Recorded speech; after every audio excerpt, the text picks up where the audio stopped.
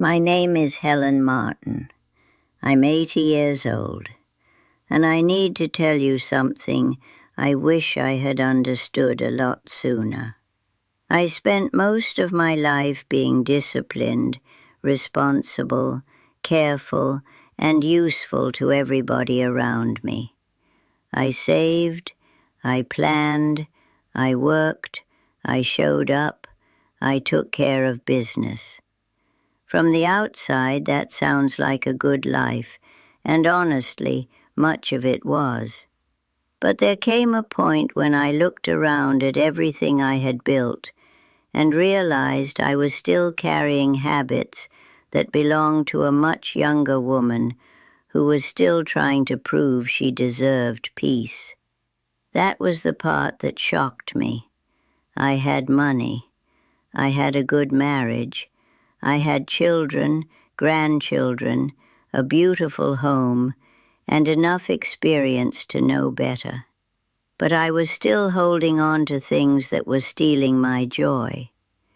You see, after 60, I do not believe the biggest problem is getting older.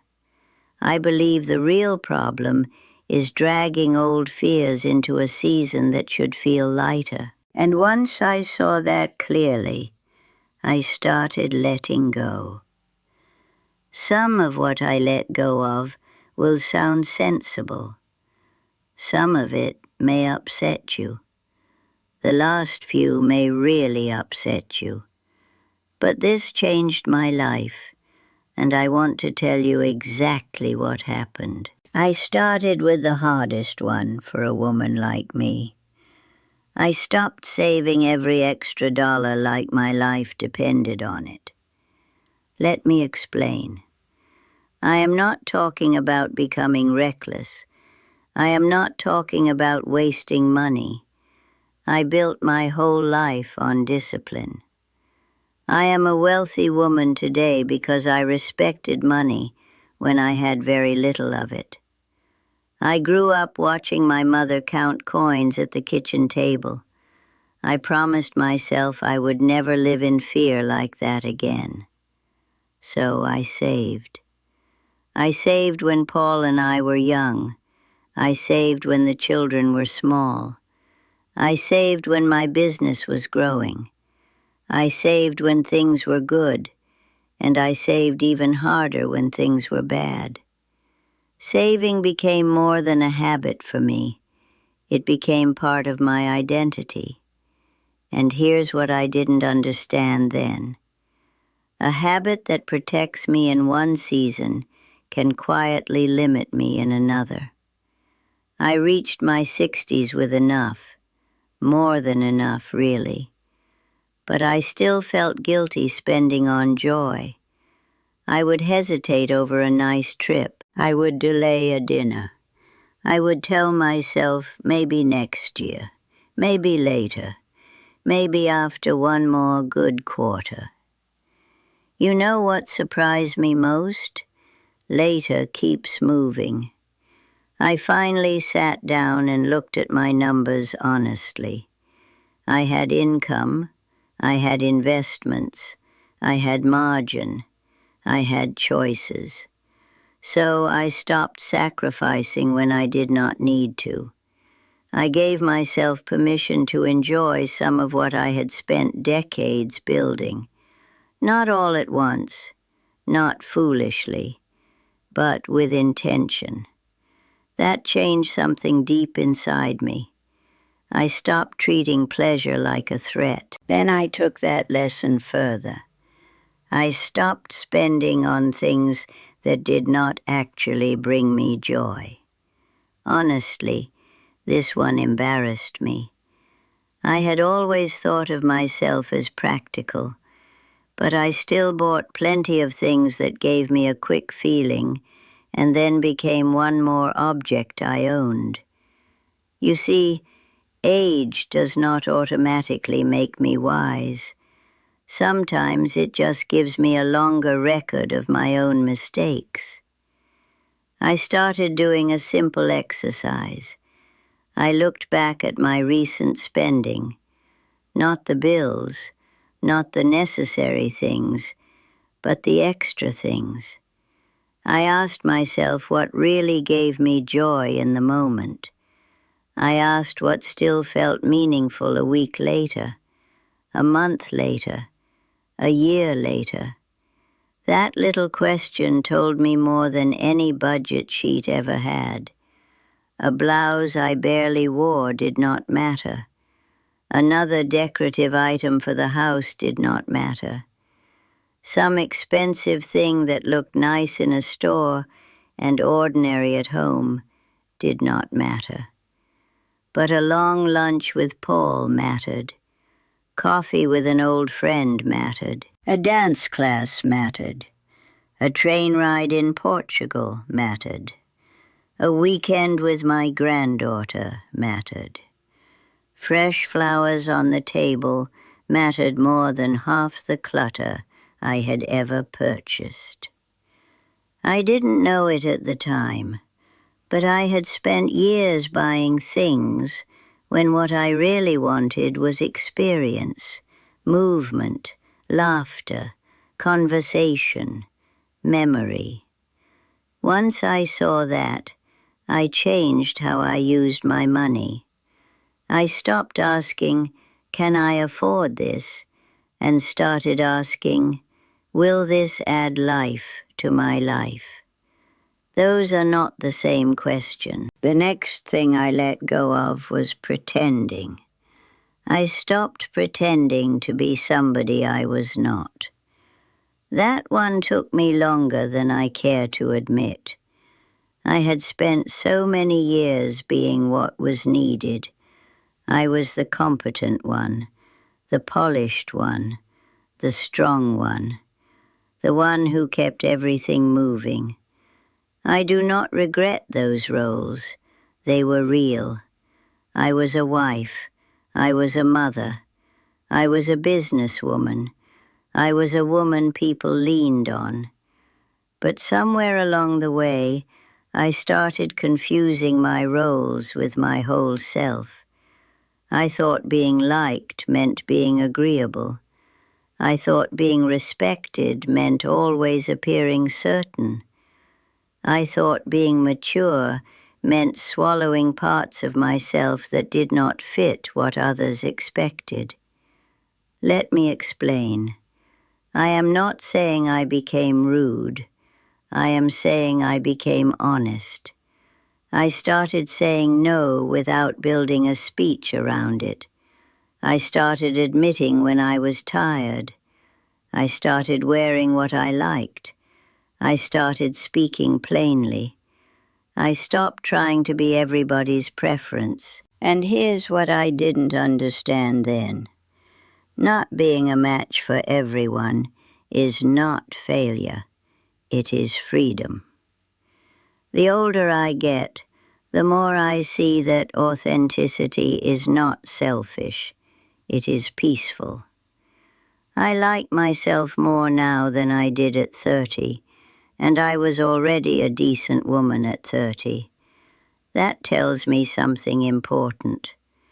Comfort in my own skin can keep growing if I let it. After that, I had to face something even more personal.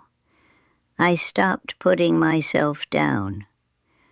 I want to say that again, because too many of us do this and call it humility.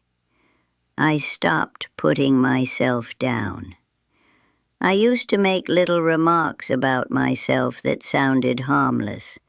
I would laugh off my appearance. I would minimize my wins.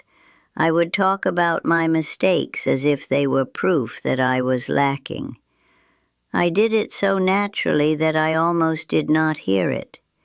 But words matter, especially the ones I repeat to myself. You see, I would never talk to my granddaughter the way I sometimes talk to myself. I would never tell her she was too much, too late, too old, too flawed, too awkward, too behind. So why was I speaking to myself that way? Honestly, I had old baggage. Some of it came from childhood. Some of it came from being underestimated. Some of it came from years of carrying responsibility and thinking I had to be hard on myself to stay sharp. That was a lie. Harshness did not make me stronger. It made me tired. So I made a rule. I do not put myself down, and I do not keep close company with people who enjoy doing it for me. Life is too short for that. I became more careful about who I spent time with. I paid attention to whether I felt lighter or smaller after being around someone. That mattered. And when I needed help sorting through old pain, I got help. I talked things through. I let myself heal instead of just function. That led me to the next thing I had to release. I stopped worrying the way I used to. Let me be clear. I did not become careless. I did not become someone who never thinks ahead. I still plan. I still review my accounts. I still prepare. But I stopped feeding worry as if it could protect me.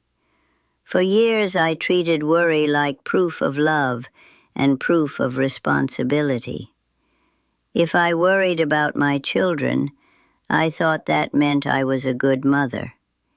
If I worried about money, I thought that meant I was wise.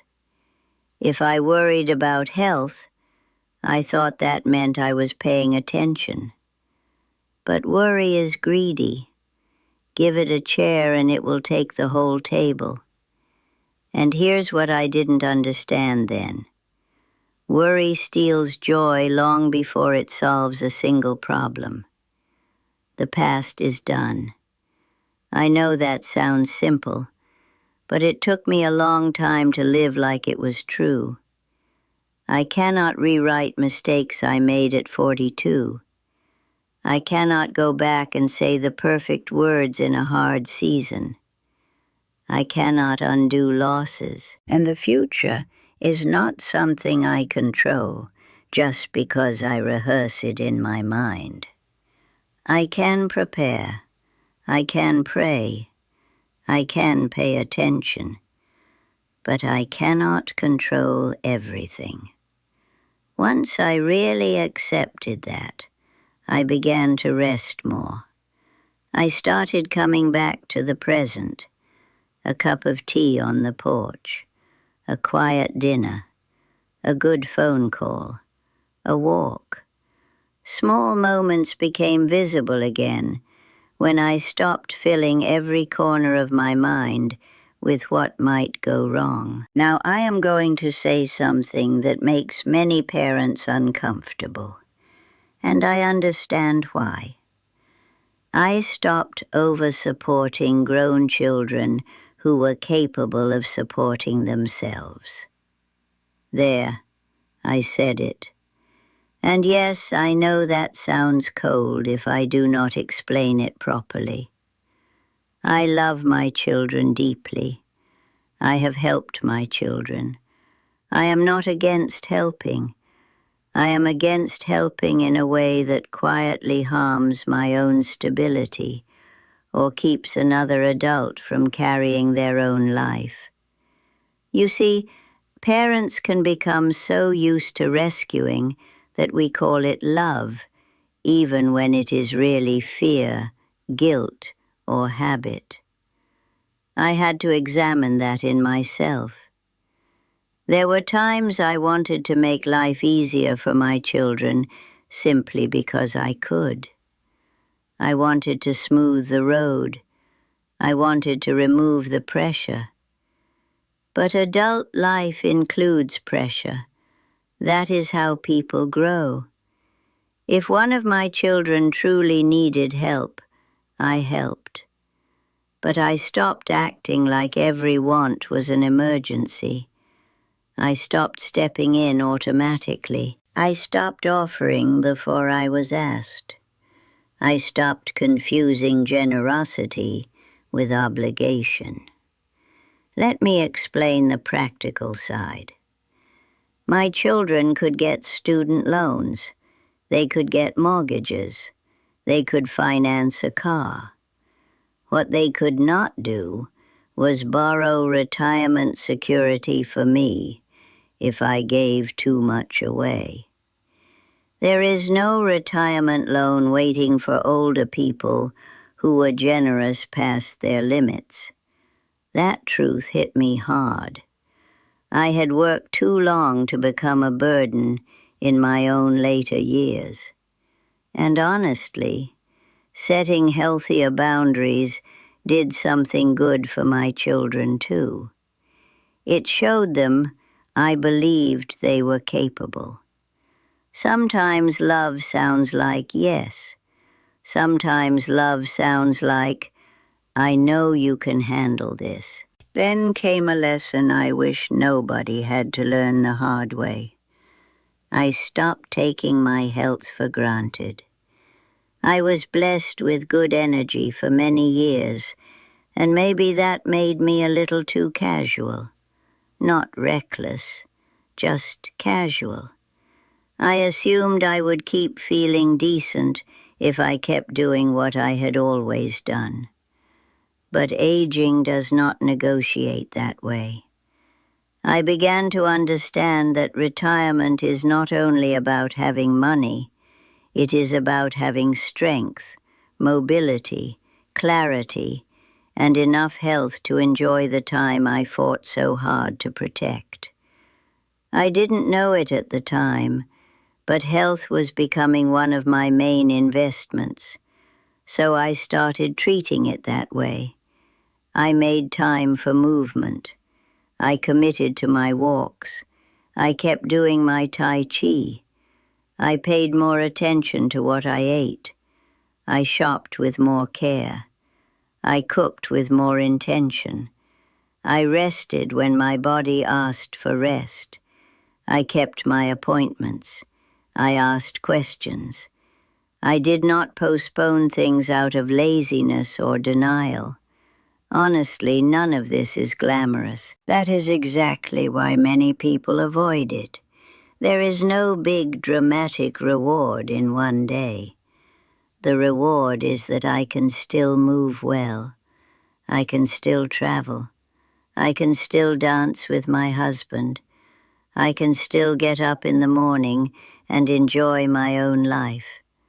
That matters more than I can say. And finally, the biggest one. The one that changed the tone of my whole retirement. I stopped taking my time for granted. You know what surprised me most?